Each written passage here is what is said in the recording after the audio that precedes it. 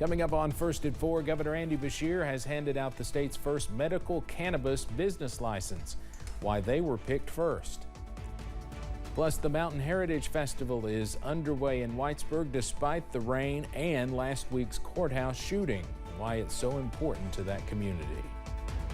And we're seeing lots of rain on live pinpoint Doppler radar, and a flood watch is in effect for the majority of the viewing area. Details coming up. Mountain News First at 4 continues. High winds and flooding are possible tonight and tomorrow as Hurricane Helene moves inland. Meteorologist Eric Dean begins our First Alert Weather Day coverage this half hour. Eric. That's right. We have a lot of rain pushing through eastern Kentucky this half hour, and here's the latest with live pinpoint Doppler radar, and you can see it's lit up like a Christmas tree this afternoon. A little bit of heavy rain just to the west of Pikeville and then south of Hazard over towards Harlan. Other than that, it's been a steady downpour throughout the day. We have a flood watch in effect for the majority of the viewing area. The only exception, the counties in our northern part of the viewing areas from Powell County to Rowan County down to Logan and Mingo, not under any flood watch, but you guys are under a wind advisory. There's a look outside. You can see the rain is still coming down in Hazard. It's just been constant throughout the day. We find temperatures in the 60s and 70s, low 70s towards Somerset, 66 in Williamsburg. Next 12 hours, again, we're going to keep the rain chance from left to right in the forecast. The temperature's not going to move much. We're going to see temperatures in the upper 60s and low 70s. So there's some news there. And then when you wake up in the morning, temperatures in the mid to upper 60s will greet you. Low 60s towards Williamsburg as well as Jacksboro. We'll go through future view and time everything out hour by hour in the First Alert forecast in a few minutes. Steve.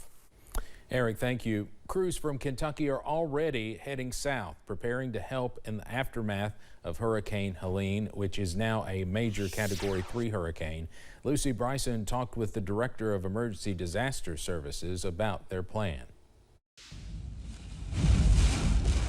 When people packed a bag, it was not the small bag, it was the big bag this time. So Matt Daly with Emergency Disaster Services is just one of those who packed the big bag to head to Tallahassee, Florida, along with his Kentucky crew to help out as Helene rolls in. It's far from the first time they've traveled like this to aid another state. They've done it 3 times for other hurricanes. So in this year alone, there's not been a storm event that EDS has not responded to. Sprinkled into that are wildfires in New Mexico, flooding events that we've seen in both Louisiana and Texas. Daly says a day on the job before a storm hits can look a lot like managing their equipment to make sure it's safe and preparing to respond as soon as possible. They're modeling preparation tactics after Hurricane Ian. In 22, EDS responded with 14 base camps across the state of Florida, and we did that in 7 days, and this is going to be a similar deployment. Work after the storm looks like catering to the needs of public safety officials. People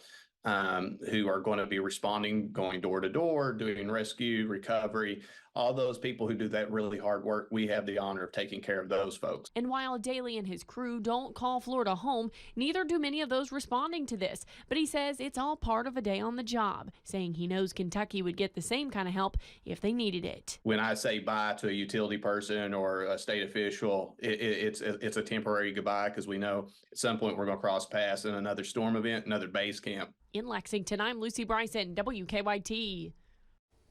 Daly said there will be plenty of Kentuckians in Florida responding. His teams plan on being there a few weeks. Some may even stay until Thanksgiving. Power Up the Pantry is about to power down as the donation stations start packing up the non-perishables brought in by the annual event. WYMT's Buddy Forbes is live in Pikeville at one of the 3 spots that's still accepting donations. Buddy. That's right, Steve. The 5th annual Power Up the Pantry event has been considered a success, with area partners joining together in different locations, including here at Pikeville Walmart, to provide food for pantries and programs in need. It is a partnership all about meeting needs. I see people coming on 4-wheelers. I see people walking, people that are homeless. single parents, single grandmothers. Donations from Power Up the Pantry began trickling in as early as 8 a.m. Put these over here. with stations set up outside of Walmart locations in 3 different cities. You know, the goal there was just really to attract more people, you know, more people walking by and asking what's going on and offering to pick up a few cans of food while they're in shopping. And while Thursday's rain was not the most welcoming sight, it served as a reminder that food donated now will help someone in need as the weather gets cooler. Thank you. You know, we want to make sure that everyone has enough food to eat, and you know, this is just us doing a small part to give back and help the communities that we serve. With Pikeville's donations benefiting God's Pantry Food Bank, which serves more than 500 pantries and programs in 50 of Kentucky's counties, including the Helene Church of Christ Food Pantry, directed by Mabel Wood. Seems like every time our pantry gets low, or we'll go in the pantry and say, where's the next food coming from? Something like this happens. With those involved saying the need is obvious, but the ability to work together to fill cabinets in the community means everything. The need is so great, and then you walk away and you realize people are crying because you've been able to help them. Because it is not only about powering the pantry, it is about providing for the people. Now, obviously, I'm surrounded by a lot of those donations now, but I can see from this window, they continue to trickle in as the rain continues to trickle down. So if you are out and about right now, there is still a little bit of time if you're near one of those stations to drop off any of those items that you can. In Pikeville, Buddy Forbes, WYMT Mountain News. All right, buddy, looking like I did a few years ago after hillbilly days after that storm.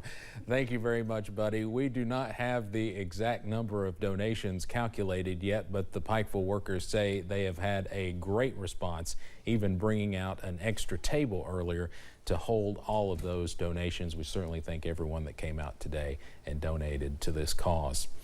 A kidnapping attempt in Louisville is caught on a family's Ring doorbell camera. The parents say their kids were playing outside when the man approached. The kid's mother asked the man what he was doing. He responded by saying, quote, "I just want my baby back."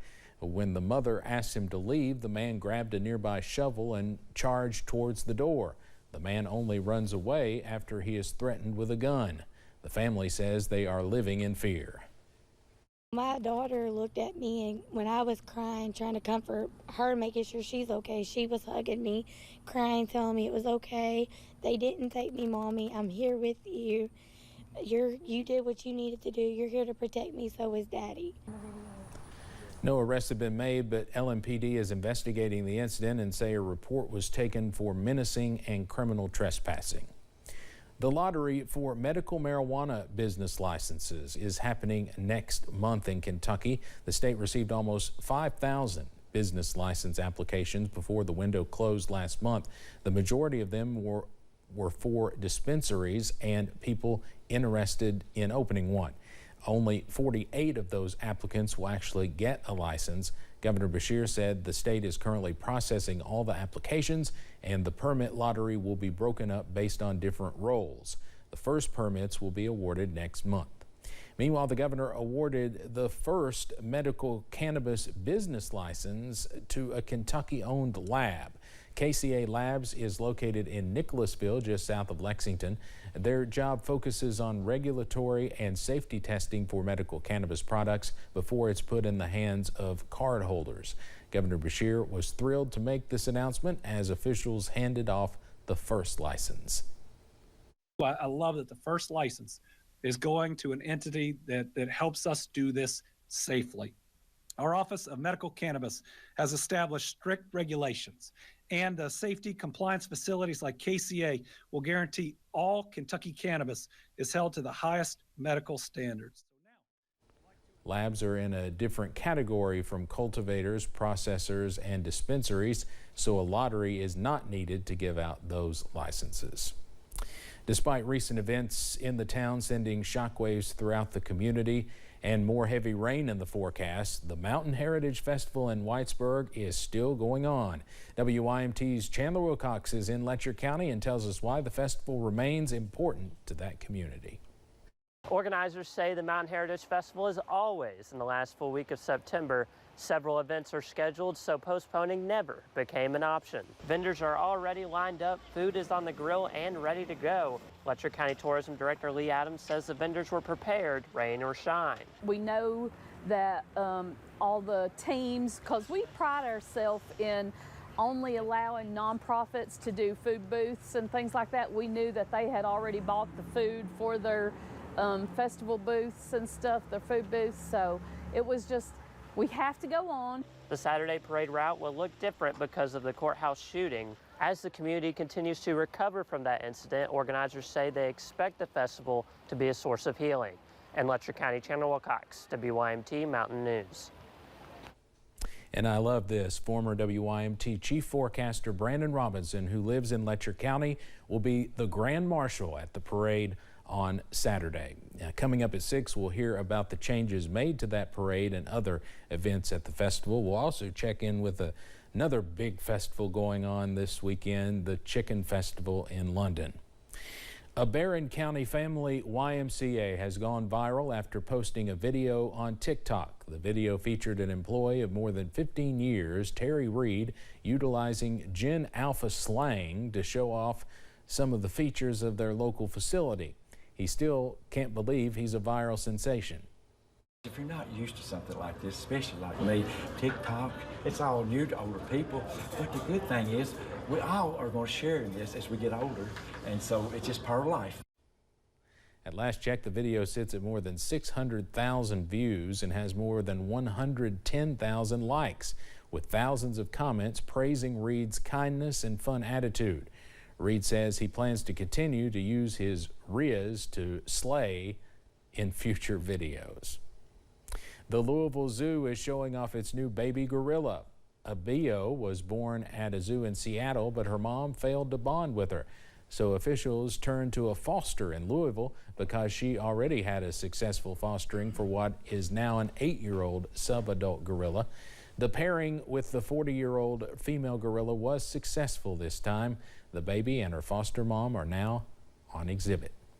Coming up on First at 4, life insurance is an important part of any financial plan.